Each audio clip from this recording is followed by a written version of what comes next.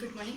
आज का मेरा लेक्चर है फिजियोलॉजी ऑफ एक्सक्रीशन। तो आपको बताना चाहिए एक्सक्रीशन क्या है। एक्सक्रीशन जब हमारी बॉडी में मेटाबॉलिक रिएक्शन होती है उसके फलस्वरूप जो हमारी बॉडी में अपशिष्ट पदार्थ बनते हैं जो कि नाइट्रोजनस फॉर्म में होते हैं, तो इसको हमारी बॉडी से निकालना बहुत ज़रूरी होता है। और जिस प्रक्रिया के द्वारा हम इसका निष्कासन होता है उसको कहते हैं एक्सक्रीशन या उत्सर्जन।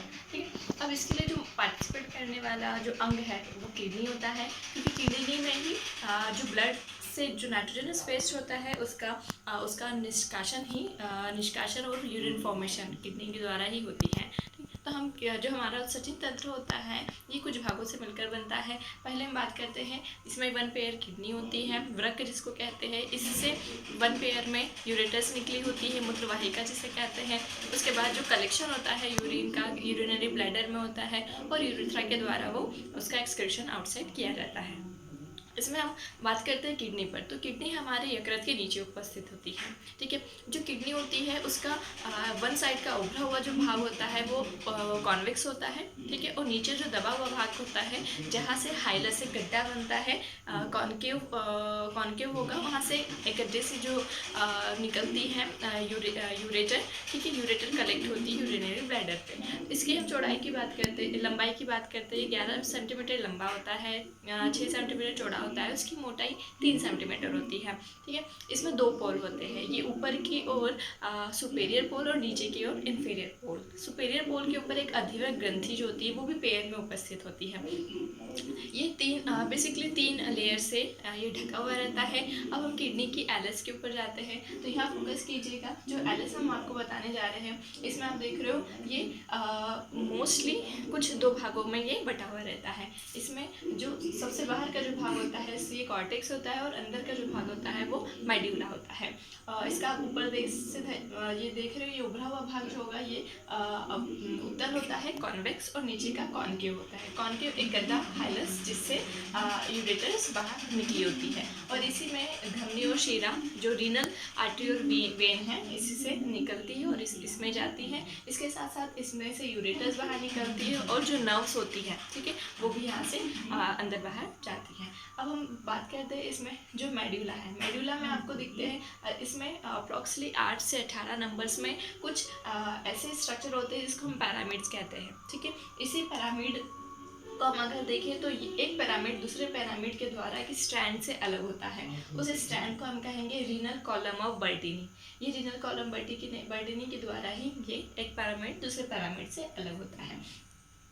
और यही आगे जाकर हमारी जो पेल्विस है इनमें से रीनल साइनस देन वो पेल्विस में कन्वर्ट होता है। अब इसमें हम बात करते हैं हमारी बहुत महत्वपूर्ण कड़ी इसमें आती है वृक्काणु। ठीक है, वृक्काणु जिसको हम नेफ्रॉन कहेंगे। Nephron is the structural and functional unit of kidney. ठीक है, ये हमारी बॉडी में अप्रोक्सीमेट 10 लाख नंबर में होती है।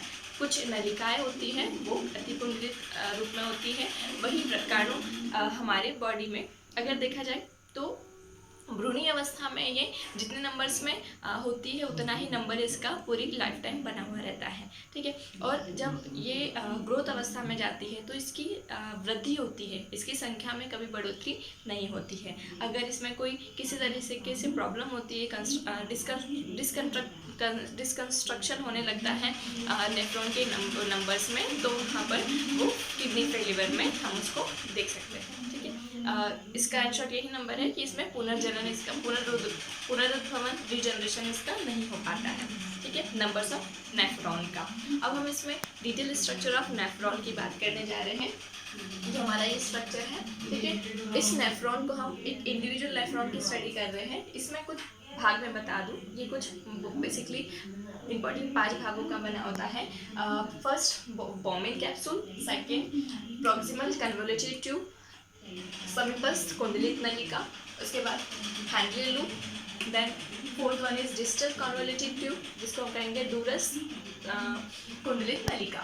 उसके बाद ये कलेक्टिंग डक्ट में ओपन होता है। इस तरीके से इसके कुछ मेजर भाग हैं, मैंने आपको बताया। फर्स्टली हम बात करते हैं बॉमेन कैप्सूल की। तो बॉमेन कैप्सूल ये उपस्थित होता है कॉर्टेक्स पे। कॉर्टेक्स में ये एक प्यालानुमा संरचना होती है। ठीक है, आप देख सकते हो, और इसके अंदर कुछ कैपिलरीज होती हैं।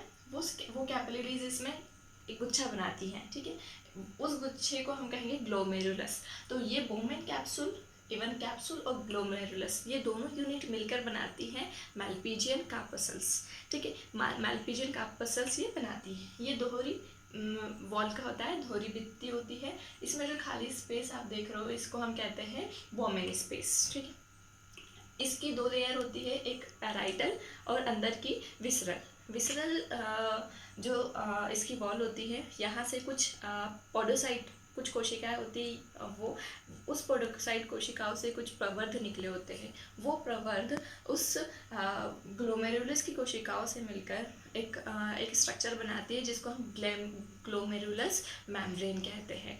ये मेम्ब्रेन यहाँ पर फिल्टर का काम करती है, ठीक है। जो फिल्टर यूरिन फॉर्मेशन होने वाला है वहाँ पर फर्स्ट स्टेप यहीं पर होती है। इस तरीके से मैंने आपको बताया कि ये पहला भाग जो इसका ग्लोमेरुलस होता है कैसे काम करता है। इसका जो बोमेन कैप्सूल होता है आगे जाके कंटिन्यू होता है, ठीक है।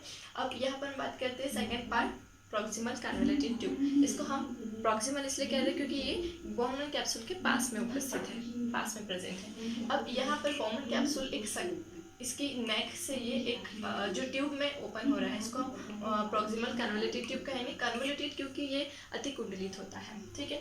अब इसमें हम बात करते हैं इसके अंदर कुछ ब्रुश बॉर्डर ये प्लेटफॉर्म बनाता है क्योंकि इसमें माइक्रोविलाइज काफ़ी नंबर में प्रेजेंट होती है जो कि एब्जॉर्बिंग नेचर की होती है। उसी के बाद हम बात करते हैं हैंडलिंग। ये नेक्स्ट जो प्रॉक्सिमल कन्वोल्यूटिव ट्यूब है ये एक कुंडलित यू शेप की एक सकरी ट्यूब में खुलता है, ठीक है। ये दो होती है, एक होती है अवरोही, एक होती है आरोही, मतलब डिसेंडिंग एंड असेंडिंग दो होती है। ये यूट्यूब का अपीयरेंस आपको देती है। ये काफ़ी ज़्यादा सक्रिय होती है आरोही इसके कंपैरिजन में, और जब ये आगे जाकर थोड़ी सी मोटी होकर ये नेक्स्ट ट्यूबुल में कन्वर्ट होती है जिसको हम कहेंगे डिस्टल कन्वोल्यूटिव ट्यूब। अगर यहाँ देखा जाए तो यहाँ पर ज़्यादा माइक्रोविलाइज प्रेजेंट नहीं होता है, मतलब एब्जॉर्प्शन इसके कंपैरिजन में कम होता है। अब हम बात करते हैं third, distal convolutive tube. Distal convolutive tube मतलब ये ग्लोमेरुलस के काफ़ी दूर प्रेजेंट है। ये भी अति कुंडलित होती है, काफ़ी ज़्यादा कॉइल्ड होती है, इसलिए कन्वोल्यूटेड कह रहे हैं। और यहाँ पर इसकी मोटाई भी इसके कंपैरिजन में अधिक होती है। यहाँ पर जो माइक्रोविलाइज है ये भी कम संख्या में उपस्थित होते हैं, ठीक है। माइक्रोविलाइज के नंबर भी यहाँ पर कम होते हैं। और जब देखा जाए तो ये लास्टली जिस ट्यूब में खुलती है उसको कहेंगे कलेक्टिंग डक्ट। ये कलेक्टिंग डक्ट जो होती है ये यूरिन फॉर्मेशन जब हो जाता है यूरिन को कलेक्ट करती है, ठीक है। इसमें भी कुछ अमाउंट में कलेक्शन होता है बट बहुत कम पार्टिसिपेट करता है एब्जॉर्प्शन के लिए। और ये लास्टली हमारी जो रीनल पैपिलियाई है, रीनल पैपिलियाई के बाद ये ओपन होती है रीनल पेल्विस में, और वो कंटिन्यू होती है यूरेटस के साथ, फिर यूरिनरी ब्लैडर में वो वे उन्हें मिल जाता है। इसमें हम एक और चीज़ बताना चाहते हैं, इसमें आपको दो आर्टरीज मिल रही होगी। एक एफरेंट आर्टरी है जो ब्लड को कैप्सूल में ले जाती है, और वहाँ से जो निकलती है वो होती है इफरेंट। इस तरीके से एफरेंट और इफरेंट दो यहाँ पर आर्टरीज काम करती है।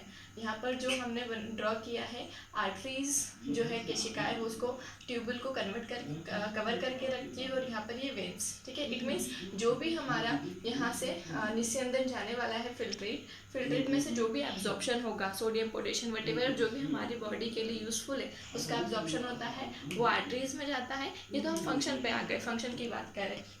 ये आर्टरीज में हमारा इंपॉर्टेंट जो वो नाइट्रोजनस वेस्ट है उसमें से हमारे लिए जो इंपॉर्टेंट चीज़ है वो एब्जॉर्ब होने लगती है, और बाकी जो वेस्ट होता है in the form of nitrogenous waste urine form में ये इस वे में जैसे कि proximal convolutive tube, Henle loop, distal convolutive tube और कलेक्टिंग डक्ट इसमें ये ओपन हो जाता है। तो आई होप सो कि आज हमने फिजियोलॉजी पर बात की है, ठीक है। नेक्स्ट वीडियो होगा यूरिन फॉर्मेशन।